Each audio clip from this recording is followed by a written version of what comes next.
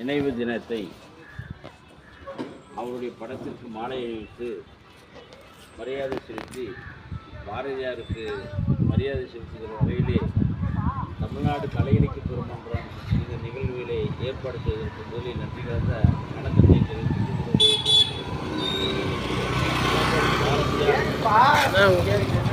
விடுதலை போராட்ட காலத்திலே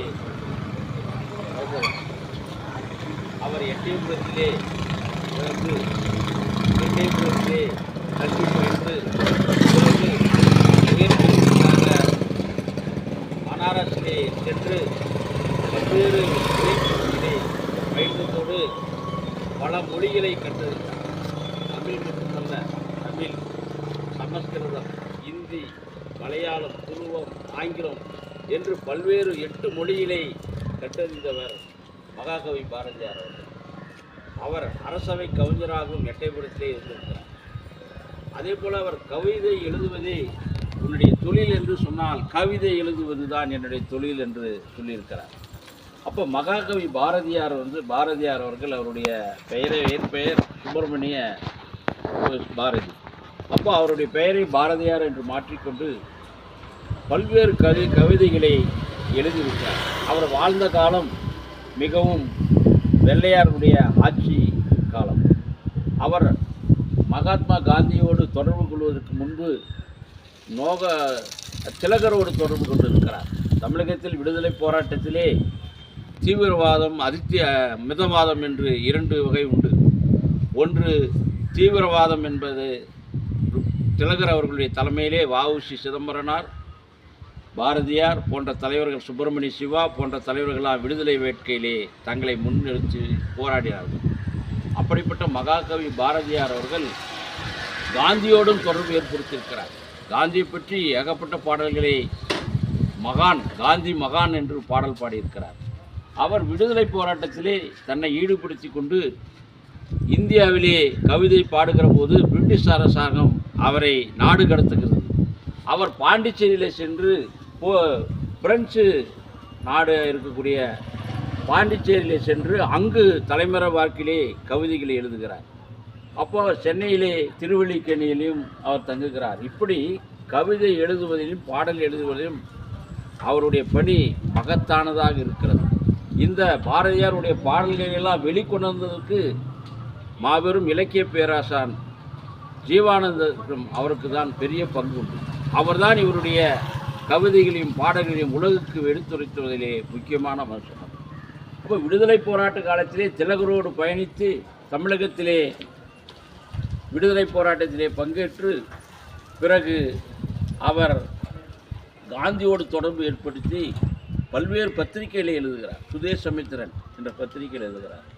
காந்தி இந்தியாவினுடைய விடுதலைக்காக போராடி கொண்டிருக்கிற காலத்தில் அவர் காங்கிரஸ் கட்சிக்கு நிதி வேண்டும் என்று அறைகோல் விடுக்கிறார் மகாத்மா காந்தி அவர்கள்.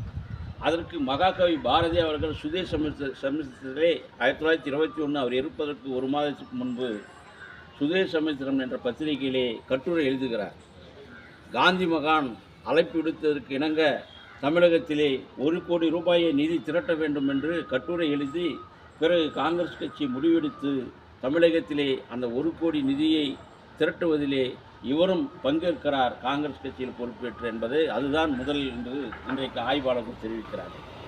ஆக விடுதலை போராட்டத்திலே தங்கள் பங்கேற்கின்ற போதே அவர் விடுதலைக்கான பாடலையும் பாடுறார். ஆடுவோமே பள்ளி பாடுவோமே ஆனந்த சுதந்திரம் அடைந்து விட்டோம் என்று அவர் அதற்கு முன்பே எழுதிவிட்டார். அதே போல் குழந்தைகளுக்கான பாடலாகட்டும், ஓடி விடையாளு பாப்பாகட்டும், அல்லது மக்கள் உரிமைகளுக்கான தனிநபருக்கு உணவில்லை என்றால் ஜகத்தினையே அழிப்போம் என்று பாடியவர் தான் மகாகவி பாரதியார். இப்போ பாரதியார் ஒரு பெரிய கவிதையாளர். அவருடைய பாடல்களும் கவிதைகளும் இன்று உலகளவிலே போற்றத்தக்க வகையிலே இன்றைக்கு இருந்து கொண்டிருக்கிறது.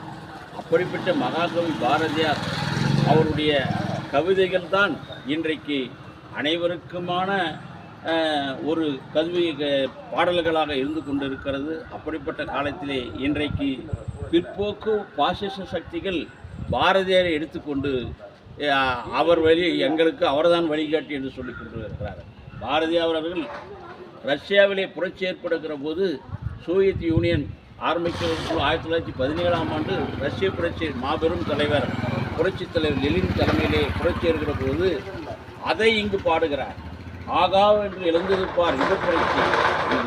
உலகத்திலே ஒரு மாற்றம் வருது என்று சொன்னால் ரஷ்யாவினுடைய புரட்சி தான் உலகத்துக்கு மாற்றத்தை கொடுக்க போகுது என்று 1917ஆம் ஆண்டு நடைபெற்ற அந்த புரட்சியை உலகுக்கு எடுத்து கூறியவர் மகாகவி பாரதியார்.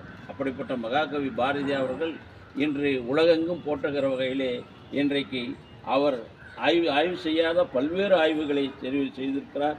ஆகவே இந்திய விடுதலை போராட்டத்திலே பாடல்கள் மூலமாகவும் கவிதைகள் மூலமாகவும் எழுத்துக்கள் மூலமாகவும் மக்களை திரட்டி எழுப்பியதில் பெரும் பங்குண்டு தோழர் பாரதியார் அவர்கள். அவருடைய நினைவு தினம் இன்று போற்றப்படுகிறது.